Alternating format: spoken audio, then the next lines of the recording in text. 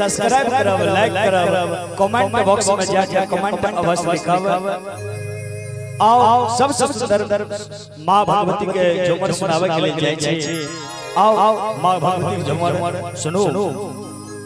आग सोना मोट बढ़िया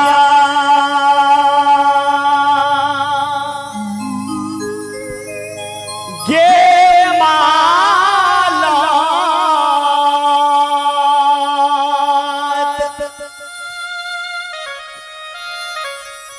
पुतहु हे गे सिरमा तारा गे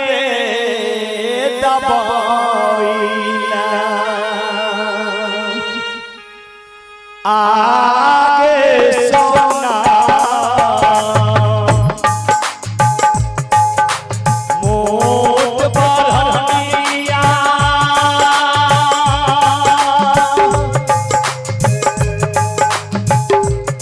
के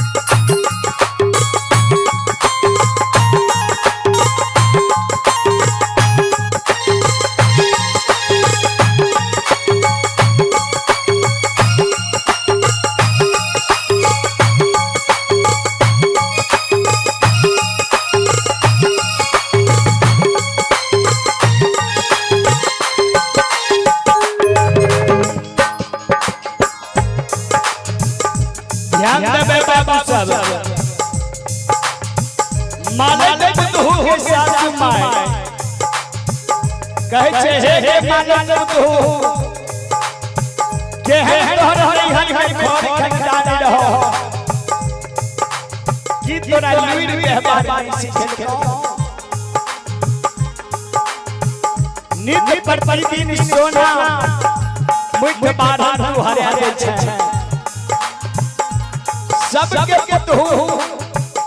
घर आंगन बटोर के बाहर शहर में कुरी लगा के गंडौड़ा कर रहे छे मालिक तू सासू माई उलहन सुन के ध्यान दे सरकार सोना मुठ बाढ़ सिनेमा में लाइट सीट है सासू माई के जागे से पहले मालिक घर आंगन के बटोर के बाहर शहर पूरी लगा के गंडौड़ा कर दे छे आगे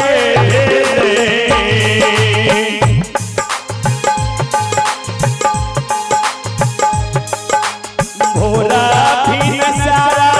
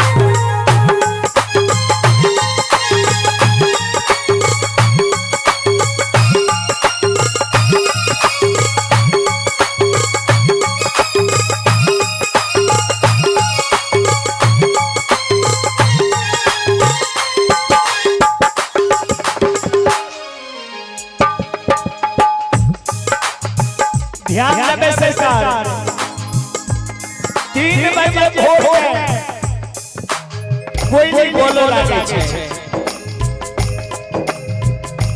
3 बजे भोर असुदय सूरज उदय जो है छे कोई बीच के समय होय छे ब्रह्म मुहूर्त ब्रह्म मुहूर्त वेद में कोई नहीं बोले छे मालिक तू घर बोहै के और पूरा हाथ गंडोड़ा पर रह गए छे मालिक तू के साथ आबै छे कहै छे हे कुल छी तोरा माय बाप तोरा नहीं हर तोरा घर आंगन के कदर के बात नहीं सीखो आगे की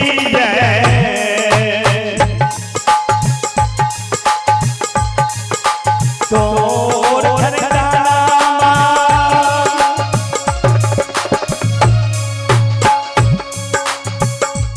हे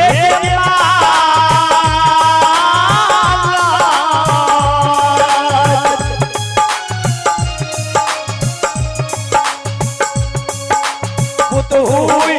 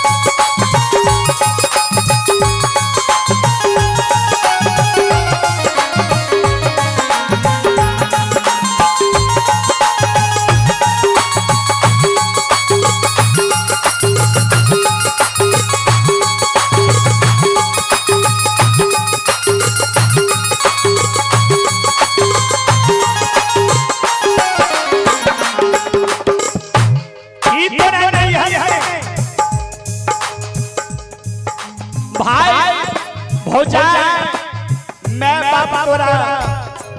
कदर व्यवहार में सीखल को के कुल छनी के खोजनी तू सासुर में आइब गए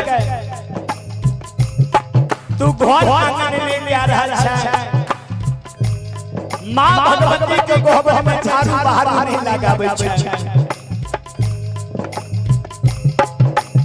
आगे सब के उता हुआ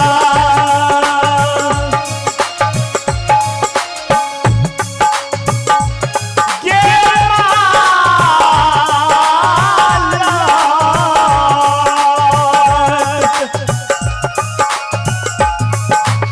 आप तू के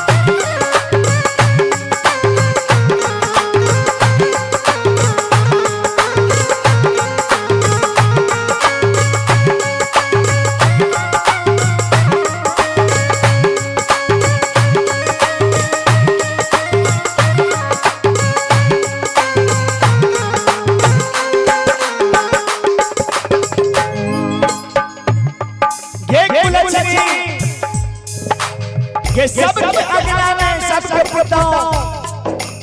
झाड़ू बाहर लगा के हमरा मां भगवती के गोहबा में तू झाड़ू लगे ने निपन पोते कैले ने मां भगवती के आसनी में प्रेम चौपाई में प्रेम धूप दे देले अगरबत्ती देले के माला लुटाऊं